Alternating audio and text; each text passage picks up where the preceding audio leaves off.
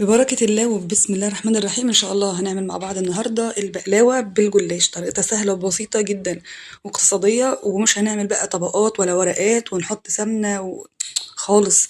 الموضوع أسهل من كده بكتير. يلا نقول بسم الله الرحمن الرحيم. اللهم صل وسلم وبارك على نبينا محمد وآله عدد ما تحب وترضى بالآيات ما تحب وترضى.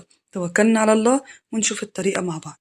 أول حاجة بسم الله، أنا معايا هنا نص كيلو من الجلاش، جايباه طازة من عند أي حد بيبيع الكنافة، ودلوقتي بقى الموضوع سهل ومتوفر على طول. هجيب صينية وهبدأ أدهنها كده بالسمنة.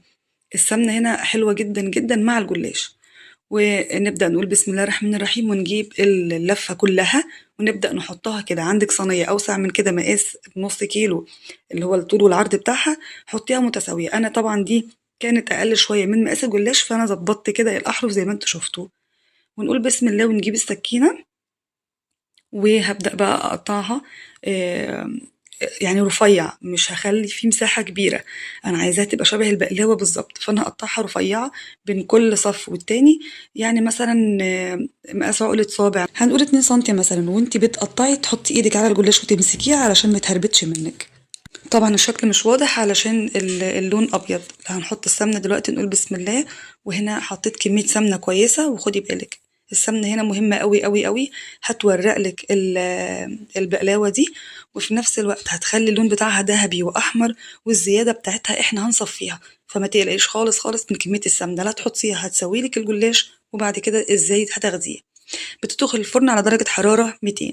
ما بتاخدش حاجة يعني، يا دوب لو لقيتي بقى الجوانب احمرت ولسه الوش من فوق مفيش أي مشكلة. اطفي من تحت وشغلي الشواية دقيقة بالظبط، هتلاقي الوش أخد اللون وبسرعة. هنخرج صينية البقلاوة بتاعتنا من الفرن ونبدأ نصفي كمية الزيت زي ما انتوا شايفين كده. بس خدوا بالكم انتوا بتصفوا، عشان أنا بالنسبة لي الكام ورقة وقعوا معايا بالطريقة اللي انتوا شفتوها دي. عادي هنرصها وهتتاكل وهتبقى زي الفل برضو. بعد ما صفينا السمنة الزيادة من البقلاوة، هنجيب الشربات بتاعنا ونقول بسم الله ونبدأ نصب عليها وهي سخنة. الشربات بتاعك بارد، صينية البقلاوة سخنة. الشربات بتاعنا عبارة عن كوباية ونص من السكر على كوباية مية وعصير نص ليمونة، هيغلوا مع بعض دقيقتين على نار عالية، وبعدين أهدي النار واسيبها تغلي 7 دقايق. وفي التوقيت ده أحط كمان الفانيليا عشان تفضل ريحتها موجودة. بمجرد ما بيغلوا 7 دقايق بطفي عليها وبسيبها بقى تبرد خالص. الصينية تطلع من الفرن سخنة، الشربات بتاعك بيكون بارد، تبدأي تسقي على طول. وزي ما انتوا شايفين شكلها ما شاء الله فظيعة وطعمها حلو قوي قوي قوي. انا هنا مش هغطيها عشان انا حابه الطبقه اللي فوق تبقى لسه مقرمشه، لو غطيتيها هتتعجن معاكي فبلاش كده. حابه تضيفي على الوش بقى اي نوع مكسرات، صوص شوكولاته، زبيب، جوز هند، سوداني مجروش، هتبقى معاكي حلوه. ولكن هي ساده كده بجد كانت حكايه. عايزه اقول لكم